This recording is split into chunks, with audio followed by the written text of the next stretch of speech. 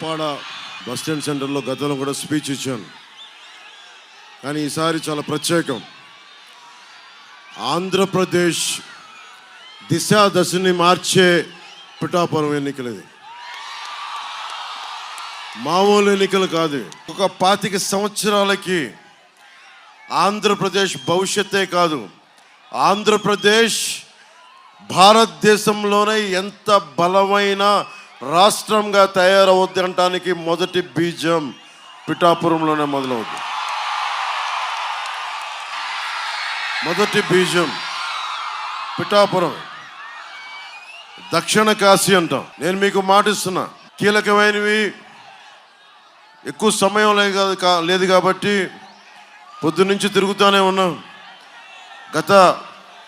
ఈరోజు ఒక్క ఎన్నికలు కాదు, నేను భారతదేశంలోనే ఏ ఒక్కరూ కూడా ఒక పార్టీని ప్రారంభించి దశాబ్దం ఎమ్మెల్యేలు లేకుండా, ప్రజలు మన్ననలు పొంది, డబ్బు లేకుండా, ఏ మాత్రం రాజకీయంగా మనకి చట్టసభలో స్థానం లేకపోయినా మీ గుండెల్లో పెట్టుకున్నారు. కాబట్టి జనసేన ఈరోజు అందరికీ, ఒకరికి కాదు 5 కోట్ల మంది ఆంధ్రులకి, ఎక్కడ తెలుగువాడుంటే తెలంగాణ కాదు కర్ణాటక ఎక్కడున్నా సరే జనసేన 7 మనకి సిద్ధాంతాలని గుండెల్లో పెట్టుకున్నారు. సాక్షాత్తు మనకి భారతీయ జనతా పార్టీ జేపీ నడ్డా గారు చాలా గర్వంగా జనసేన కండువ వేసుకుని చాలా చెప్పారు. ఇది నేను మీ పార్టీకి అంత మర్యాద ఇస్తున్నానని. దేనికి మర్యాద ఇస్తున్నాం? డబ్బులతో అమ్ముడైపోయే పార్టీ కాదు. జగన్ లాగా ఒక సారా ప్యాకెట్ ఇస్తే అమ్ముడైపోయే పార్టీ కాదు. బిర్యానీ ప్యాకెట్ల కోసం అమ్ముడైపోయే పార్టీ కాదు. దెబ్బతిన్నా దశాబ్దం ఎవ్వరు కూడా పార్టీని నడపలేకపోయారు. ఇది పవన్ కళ్యాణ్ గొప్పతనం కాదు. పవన్ కళ్యాణ్ని గుండెల్లో పెట్టుకున్న ప్రతి వీర మహిళ, ప్రతి జన సైనికుడు, ఆశయాల కోసం నలిగిపోయే ప్రతి పౌరుడు, జనసేనకి ఒక్కరు కాదు, యునైటెడ్ కింగ్డమ్ దగ్గర నుంచి అమెరికా, యూరోప్, మీరు ఏ మూలకెళ్ళండి, భారతీయుడు ఈ దేశం ఇలా ఉండాలి, ప్రాథమిక హక్కులు ఉల్లంఘన కాకూడదు, జాతీయ భావాల కోసం పరితపించే ఒక సరిహద్దులోని ఒక సైనికుడు ఎవరైనా జనసేన సిద్ధాంతాలకి ఆకర్షితులై గుండెలో పెట్టుకున్నారు. నేను ఎప్పుడు గొంతెత్తినా ఒక కులం కోసం గొంతెత్తలా, ఎప్పుడు గొంతెత్తినా ఒక ప్రాంతం కోసం గొంతెత్తలా. మనిషి కష్టాల్లో ఉంటే గొంతెత్తాను. నా కులం అని చూడలా, నా ప్రాంతం అని చూడలా, నా భాష అని చూడలా, నేనేమి చూడలా, మనిషి కష్టాల్లో ఉన్నాడా లేదా అని చూసా. చాలా ఆవేదన ఉంది నాకు. నేను మనుషుల్ని విడదీయలేను. కులాల తాలూకు వెనుకబాటుతనాన్ని గుర్తించేవాడిని. కానీ కులాలని అడ్డం పెట్టుకొని నేను కులాలతోటి రాజకీయం చేసేవాడిని కాదు. ఇందాక గొల్లప్రోలకి వెళ్తే ఒక 12 ఏళ్ల బిడ్డను తీసుకున్నాను, నీకు ఏం కావాలనుందని. ఏ కులం అని తెలియదు నాకు. అడిగితే నాకు ఆర్మీకి వెళ్ళాలనుంది. మీరు హారతులు ఇస్తారు నాకు, అది నాకు బాధ్యత. నేను దాన్ని గర్వంగా ఫీల్ అవ్వను. భగవంతుడికి ఇవ్వాల్సిన హారతులు అవి. మీరు ఏమి ఇచ్చినా సరే, దండాలు పెట్టినా సరే నేను ఒకటే పెట్టుకుంటాను, అన్నీ జీసస్కి వెళ్ళాలి, అల్లాకి వెళ్ళాలి, శ్రీవల్లభుడికి వెళ్ళాలి, ఆదిశక్తికి వెళ్ళాలి, శివుడికి వెళ్ళాలి, విష్ణువుకి వెళ్ళాలి, 7 కొండల వాడికి వెళ్ళాలని కోరుకుంటాను తప్ప మీరు ఏమి చేసినా నేను అందరూ బాగుండాలని చేస్తాను. ఎందుకు దశాబ్ద కాలంగా నలుగుతున్నా? ఎందుకు స్థాయిని తగ్గించుకొని, బలం ఉండి కూడా ఎందుకు తగ్గించుకున్నామంటే 5 కోట్ల మంది ప్రజలు గెలవాలి. అరాచకం రాజ్యాలు వెళుతుంటే, గుండాయిజం రాజ్యాలు వెళుతూ ఉంటే, ప్రతి ప్రజాప్రతినిధిని భయపెడతా ఉంటే ధైర్యం ఇవ్వాల్సిన సమయం ఆసన్నమైంది అనిపించింది. నేను మీకు చాలాసార్లు అందరికీ చెప్తా ఉన్నా, నాకు ప్రాణ భయం లేదు. రాజకీయాల్లోకి వచ్చినప్పుడే 24 గంటలే. మొన్న చాలా సభల్లో కూడా చెప్పాను, సూర్యుడు నుంచి సూర్యుడికి 24 గంటల దూరం. మనిషి నుంచి మనిషికి, మనిషి నుంచి హారతి ఇచ్చే మనిషికి, మనిషి నుంచి అక్కడున్న ఆడపడుచులకి, మనిషి నుంచి మనిషికి, ఇక్కడున్న ప్రతి ఒక్కరికి, మీ నుంచి నాకు 2 గుండెల దూరం, 2 గుండెలు. గ్రామం నుంచి సంగ్రామానికి ఎన్ని తుపాకుల దూరం అని నాకు ఇష్టమైన కవి శేషేంద్ర గారు అంటారు. గ్రామం సంగ్రామంగా మారటానికి ఎన్ని తుపాకుల దూరం అర్థం అంటే, గ్రామం పచ్చగా కళకళలాడాల్సిన గ్రామం సాగునీరు లేక, తాగునీరు లేక, రోడ్లు లేక, రైతుకి గిట్టుబాటు ధర లేక, మద్దతు ధర లేక, యువతకి ఉపాధి అవకాశాలు లేక, ఆడపడుచులకి భద్రత లేక, ఆడపడుచులకు జీవనోపాధి కల్పించలేక, ఉద్యోగులకి సిపిఎస్ ఇవ్వలేక, ప్రతి ఒక్కరికి సమయాన్ని గవర్నమెంట్ ఉద్యోగులకి సకాలంలో జీతాలు అందివ్వలేక, పోలీస్ వ్యవస్థకి కానిస్టేబుల్ దగ్గర నుంచి పెద్దవాళ్ళ దాకా అధికారుల దాకా టీఏలు డిఏలు సరెండర్ లీవ్స్ డబ్బులు ఇవ్వలేక, మనిషి గొడవ పెట్టుకోవాలని కోరుకుంటాడు, హక్కులు కావాలని కోరుకుంటాడు. నా కండం నా రక్తం మరిగించి కష్టపడి ఈ దేశానికి ఇస్తే నన్ను ఎవరు గుర్తించలేరు. కడుపు మండి నోటి తిరుగుబాటు చేస్తాడు. అందుకే గ్రామం సంగ్రామం కావడానికి ఎక్కువ టైం పట్టదు. మన పిఠాపురంలోనే అడ్డగోలుగా మట్టిని తవ్వేశారు, చెరువుల్ని లోయలు చేశారు, గ్రావెల్ని తవ్వేశారు, ఉపాధి అవకాశాలు ఇవ్వాల, ఉద్యోగ అవకాశాలు ఇవ్వాల. మన కాకినాడ ఎస్సీజెడ్ దాదాపు 8,000 ఎకరాలు మన కాకినాడలోనే ఉంది. ఇంకా ఆ రైతులకి పరిహారం ఇవ్వాల, ఉద్యోగం ప్రామిస్ చేశారు, ప్రతి ఇంటికో ఉద్యోగం అని చెప్పి అది ఉద్యోగాలు ఇవ్వాల. నేను మాటిస్తున్నా, కాకినాడ ఎస్సీజెడ్లో ఇక్కడ మన పిఠాపురం యువతకి, కాకినాడ యువతకి చెందాల్సిన ఉపాధి అవకాశాలు మీకు వచ్చేలాగా నేను కృషి చేస్తాను. మీకు వచ్చే వరకు పోరాటం చేస్తాను. ఈరోజు జగన్ భయపడుతున్నాడు. ఈరోజు జగన్ ఎలా చేశాడు? జగన్ ఈ రోజున ఒక్కడిని బతకనిచ్చాడా? ఇన్ని 5 సంవత్సరాలు ఎంతమందిని భయపెట్టాడు? వీధుల్లోకి రావడానికి భయం, రోడ్ల మీదకి రావడానికి భయం, నా హక్కులు ఉల్లంఘించబడ్డాయి అని అడగాలంటే భయం. ఈ భయాన్ని ఎవరు తీశారు? జనసేన, జన సైనికులు, వీర మహిళలు రోడ్ల మీదకి వచ్చారు. పంచాయతీ ఎన్నికల్లో గెలుస్తామా ఓడుతామా లేదు, రస్తా ముందుకెళ్తుందా లేదా, నిలబడతామా లేదా, అది జనసేన నిలబెట్టింది. దమ్మంది జన సైనికులకి, దమ్మంది వీర మహిళలకి, దమ్మంది జనసేన మద్దతుదారులకి. ఒకటే అనుకున్నాను, ఎప్పటికీ తీరదా, వైసీపీ గుండాగిరిపోదా అంటే ఒకటే గుర్తుపెట్టుకోండి, రాహువు పట్టిన పట్టు ఒక సెకండ్ ఖండమైన లోక బాంధవుడు అసలు లేకుండా పోతాడా? మూర్ఖుడు గడియారంలో ముళ్ళు కథలు నీకుంటే ధరాగమనం అంతటితో తలకిందైపోతుందా? కుటిలాత్మల కూటమికి ఒక త్రుటి కాలం జయం వస్తే విశ్వ సృష్టి పరిణామం విచ్ఛిన్నమవుతుందా? ధనుజు లోకమేకంగా దారి కడ్డంగా నిల్చుంటే నరజాతి ప్రస్థానం పరిసమాప్తం అవుతుందా? 151 మంది ఎమ్మెల్యేలు, 30 మంది ఎంపీలు కూర్చొని 5 కోట్ల మంది ప్రజల్ని భయపెట్టారు. 5 కోట్ల మంది ప్రజలు ఒక్కడు తెగించాడు. ఒక్క జన సైనికుడు తెగించాడు. ఒక్క వీర మహిళ తెగించింది. కడుపు మండిన సుగ్గాలి ప్రీతి ఎస్టీ కులాలకి చెందిన ఒక ఆడబిడ్డ తెగించింది. ఒక భవన నిర్మాణ కార్మికుడు రోడ్ల మీదకి వచ్చాడు. కడుపు మండిన గోపాలమిత్ర బయటకు వచ్చాడు. కడుపు మండిన ఉద్యోగి బయటకు వచ్చాడు. కడుపు మండిన ప్రతి ఒక్కరు బయటకు వస్తే వారందరూ వారి వేదన నాకు తెలియజేస్తే నేను ప్రాణాలని పణంగా పెట్టాను. గుర్తుపెట్టుకోండి, ఎవరి కోసం పెట్టాను ప్రాణాలని? మీ భవిష్యత్తు కోసం. నేను 5 సంవత్సరాలకి రాలా, 5 సంవత్సరాలకి రాలా, వచ్చే ఎన్నికల కోసం రాలా, మీ బిడ్డల భవిష్యత్తు కోసం వచ్చాను. చిన్న బిడ్డలు ఉన్నారు అక్కడ, అందరూ నన్ను తిడతారు, నువ్వు చిన్న పిల్లలు ఉన్నారు అక్కడ గ్రీన్ షర్ట్ వేసుకున్న బిడ్డ ఉన్నాడు, ఆడబిడ్డలు ఉన్నారు, చిన్నపిల్లలు. నేను 18 ఏళ్ళు దాటిదని చెయ్యూపుతనం లేదు.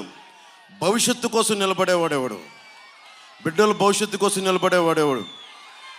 నేను ఒక తరం కోసం పనిచేస్తున్నా, 2 తరాలకి దారి వేయడానికి నిలబడి ఉన్నా. జనసేన పార్టీ పెట్టినప్పుడు చెప్పా 25 సంవత్సరాలు కష్టపడతానని. 34, 35 దాటిన తర్వాత రాజకీయాల్లోకి వచ్చాను. ఇంకా నా బిడ్డలు చిన్నోళ్ళు, నా బిడ్డలకి నేను చూసుకోలేదు. ఏ తండ్రిని తన బిడ్డలకు చూసుకోవటం సహజం.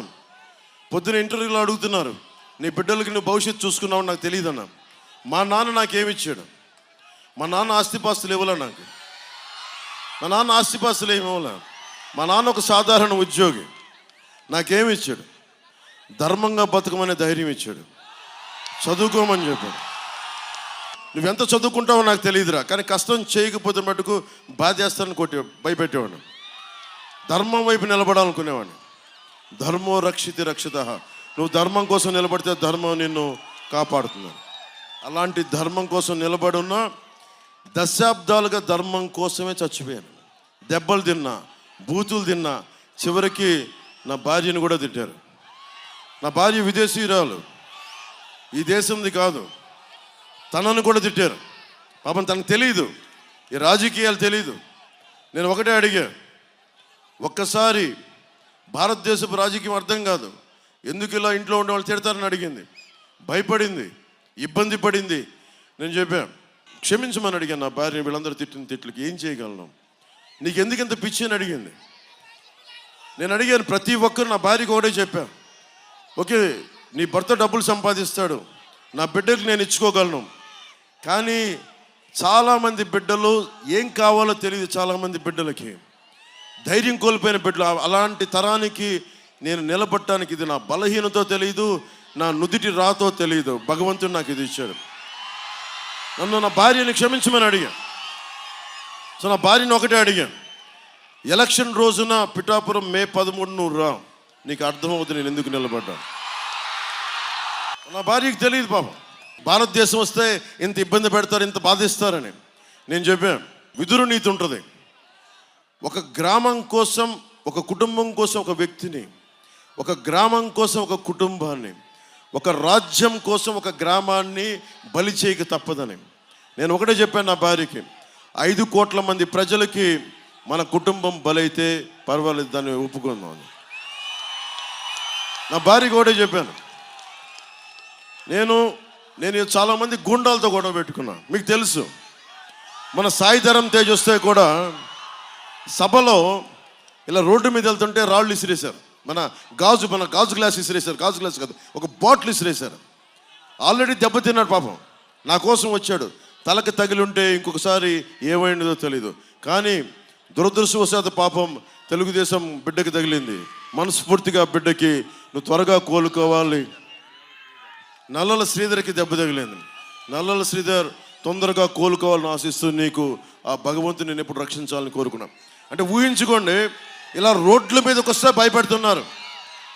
మీరు మనం చూశారు, ఎక్కడికి వెళ్ళినా ఆవేదన ఉంది. ఈరోజు నేను మీకు మాటలు చెప్పట్లా. పిఠాపురం అన్నదమ్ములకి, ఆడపడుచులకి, పెద్దలకి, కులాలకి, మతాలకి అతీతంగా మీరు ముస్లిం అవ్వండి, హిందూ అవ్వండి, క్రిస్టియన్ అవ్వండి, లేదంటే మీరు కాపు అవ్వండి, ఎస్సీ సామాజిక వర్గం, బీసీ, సెట్టి బలిజం, మీరు ఏ కులస్తులైనా, చేనేత వర్గాలు కావచ్చు, పద్మశాలి కావచ్చు, రెడ్డి సామాజిక వర్గం కావచ్చు, మీరు ఎవరైనా కావచ్చు, జనసేన పవన్ కళ్యాణ్ అందరినీ గుండెల్లో పెట్టుకుంటాడు. మీరు చూసారా ఇక్కడ నేను కుల రాజకీయం చేయటం ఎంత మర్యాదగా మాట్లాడాను. నన్ను తిడతారు, తిడితే భరిస్తా. దేనికి? ఎవరిని అవమానం చేయాలి నాకు ఉండదు. ఈరోజు నేను మీకు మాటిస్తున్నా, ఇంతమంది మాట్లాడారు, ఇంతమంది రాజకీయ నాయకులు వచ్చారు. నేను మీకు మాటిస్తున్నా, నా ప్రాణాలని బలిదానంగా పెట్టేస్తాను ఈ రాష్ట్ర అభివృద్ధికి, ఈ దేశ సమగ్రతకి. నేను కోరుకునేదల్లా ఒకటే, నేను తక్కువ తీసుకొని 5 కోట్ల మంది ప్రజలకు ఉపయోగపడాలి. నన్ను నేను తగ్గించుకున్నాను. అందరూ అడుగుతారు దేనికి తగ్గించుకున్నామని. చిన్నప్పుడు నాకు స్కూల్లో నా టీచర్ చెప్పింది, సౌరమ్మ నా టీచర్, ఇమాన్యుయల్ టీచర్. ఆవిడ ఒకటే మాట చెప్పింది, బైబిల్ సూక్తి ఒకటి చెప్పింది. చాలా 4వ తరగతిలోను 5వ తరగతిలోను, తనని తను తగ్గించుకున్నవాడు హెచ్చింపబడినాడు. అంటే నాకేమర్థమైంది అంటే అతిశయం చూపించుకు, అహంకారం చూపించుకు, ఎంత ఎదిగినా ఒదిగుండని, అది నేను పాటించా. అందుకని నేను తగ్గి రాష్ట్ర ప్రజల్ని గెలిపించడానుకున్నాను. బలమైన తెలుగుదేశం పార్టీనే స్థానిక ఎన్నికల్లో పోటీ చేయడానికి ఇబ్బంది గురి చేసిన party YCP party. Gundala party. అది భయపెడతారు. మొన్నే చూశారు బాటిల్ ఇసిరేయటం. నేను వైసీపీ గూండాలందరికీ హెచ్చరిస్తున్నా, రాష్ట్రం మొత్తాన్ని వైసీపీ గూండాలకి. మీకు పవన్ కళ్యాణ్ సంగతి తెలియదు, జన సైనికుల సంగతి తెలియదు. మీరు ఒక పార్టీ కోసం పనిచేస్తున్నారు. మేము ఈ నేల కోసం పనిచేస్తున్నాం, భారతదేశం కోసం పనిచేస్తున్నాం. ఎంత బలంగా పనిచేస్తామంటే ప్రాణాలను వదిలేస్తాం. ఒక దెబ్బ పడి తల పగిలి రక్తం చిందిస్తే కంఠం తెగిపోవాలి, కానీ అడుగు వెనక్కి పడదు, గుర్తుపెట్టుకోండి.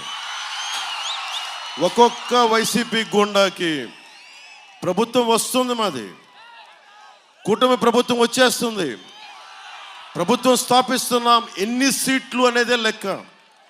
నేను మీకు 6 అంశాలు చెప్తాను. విద్యకి ప్రథమ పీఠం వేస్తాం.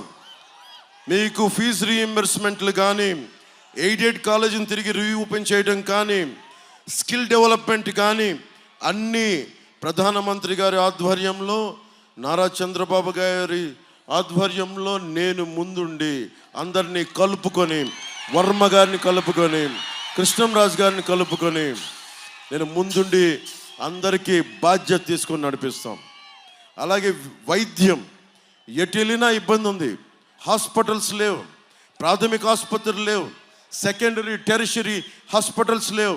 మల్టీ స్పెషాలిటీ హాస్పిటల్ ప్రతి మండల కేంద్రంలో ఉండేలాగా బాధ్యత తీసుకుంటాం. అలాగే కొత్తపల్లి ఉప్పాడ దగ్గర నుంచి మన కాకినాడ దాకా బీచ్ని అద్భుతంగా డెవలప్ చేస్తాం. దేశం మొత్తం మీద ఉప్పాడ బీచ్కి రావాలని చెప్పి చేసే అంత బలంగా చేసి పెడతాం. మా ఆడపడుచులో నాకు బలం. మీరు అనంతపురం నుంచి వచ్చిన మా ఆడబిడ్డలకి మనస్ఫూర్తిగా ధన్యవాదం. విద్య అయింది, వైద్యం అయింది, ఉపాధి రాగానే మెగా డిఎస్సిని విడుదల చేయిస్తాం. Job calendar time to time release చేయిస్తాం. జాబ్ క్యాలెండర్ 20 లక్షల ఉద్యోగాలు రావాలి, ఇదే టార్గెట్. అది అందరూ వైసీపీ వాళ్ళు అడుగుతున్నారు ఎలా సాధిస్తావని. నువ్వు 40,000 కోట్ల మద్యపానాన్ని నిషేధించి, నువ్వు దొంగసారా కంపెనీలు పెట్టుకొని, కల్తీ సారాల కంపెనీలు పెట్టుకొని నువ్వు దోపిడీ చేసి నువ్వు డబ్బులు సంపాదించినప్పుడు ప్రజల కోసం మేమెందుకు కొత్త ఆలోచన చేసి ఎందుకు డబ్బులు సంపాదించలేము? ఎలా సంపాదిస్తాం డబ్బు? నేను కౌలు రైతులకి ఇన్ని కోట్ల రూపాయలు ఇచ్చాను, ఎక్కడి నుంచి చేశాం? ఒక వకీల్ సాబ్ చేశాను, ఒక భీమ్లా నాయక్ చేశాను, ఇన్ని సినిమాలు ఒప్పుకున్నా, నలిగా పాలిటిక్స్ చేస్తా, సినిమాలు చేస్తా, అటు ఇటు తిరుగుతా, కష్టాలు వస్తే తిరుగుతా, రైతుకి అండగా ఉంటా. ఇన్ని చేసి నేను కౌలు రైతులకు ఒక్కొక్కరికి ₹1,00,000 చొప్పునిచ్చాను. ఏముంది దీంట్లో? మనస్సుంటే మార్గం ఉంటుంది. నువ్వు అడ్డగోలుగా ఇసుక దోచేయడానికి నీకు మార్గాలు ఉన్నాయి, కానీ 20 లక్షల ఉద్యోగాలు ఇప్పించడానికి నీ దగ్గర మార్గాలు లేవు. నేను యువతని ₹5,000 పరిమితం చేయడానికి నాకు ఇష్టం లేదు. మీరు ₹5,000 10 మందికి ఇచ్చేంత స్థాయిలో ఒక్కొక్క యువకుడు, ఒక్కొక్క యువతి ఉండాలని నేను కోరుకుంటాను. ఏం చేస్తాం దానికి? స్కిల్ సెట్ కావాలి. మిమ్మల్ని ఏ కులం అని అడుగుతారు, కానీ మీకు ఏ స్కిల్ సెట్ ఉందని అడగరు. నేను మీకు మీ అయిష్టాలు, అభిరుచి, స్కిల్ డెవలప్మెంట్ చేయిస్తాను. అలాగే సాగునీరు, మనకి శుద్ధగడ్డ కానీ, ఎర్ర కాలువ కానీ, ఈ నిర్మాణాలు, ఈ కాలువలని, డ్రైనేజీలు, పూడికల దగ్గర నుంచి పురుషోత్తపట్నం కానీ ఇవన్నీ పూర్తి చేసే బాధ్యత నేను కాకినాడ మన పార్లమెంట్ రైతాంగానికి, తూర్పుగోదావరి రైతాంగానికి, మనకి పిఠాపురం రైతాంగానికి నేను పూర్తి చేస్తాను. పిఠాపురం మహారాజ్ గారు ఎన్నో దాన ధర్మాలు చేశారు. సూర్యరాయాంధ్ర నిఘంటువు ఆయన ఆధ్వర్యంలో జరిగింది. ఇందాక మాట్లాడుతూ ఉన్నాం, కొత్తపల్లి ఉప్పాడ మొత్తం చోట 41,000 కోట్ల మద్యాన్ని అడ్డగోలుగా, కల్తీ మద్యాన్ని అమ్మి ఈ రోజున మేము అందరి ఓట్లు కొంటానని డబ్బులు ఇస్తున్నారు. మీరు డబ్బులు తీసుకుంటారా? నేను ఇంకో మాట చెప్తా, తప్పులేదు, డబ్బులు తీసుకోండి అన్న. మన డబ్బు అది, మన రక్తాల్ని పిండి పీల్చి పిప్పి చేసిన డబ్బు అది. కుటుంబానికి ₹1,00,000 ఇచ్చినా తీసుకోండి, ఓటుకి 5,000 ఇచ్చినా తీసుకోండి వైసీపీ వాళ్ళు. కానీ ఓటు జనసేన గాజు గ్లాసుకే.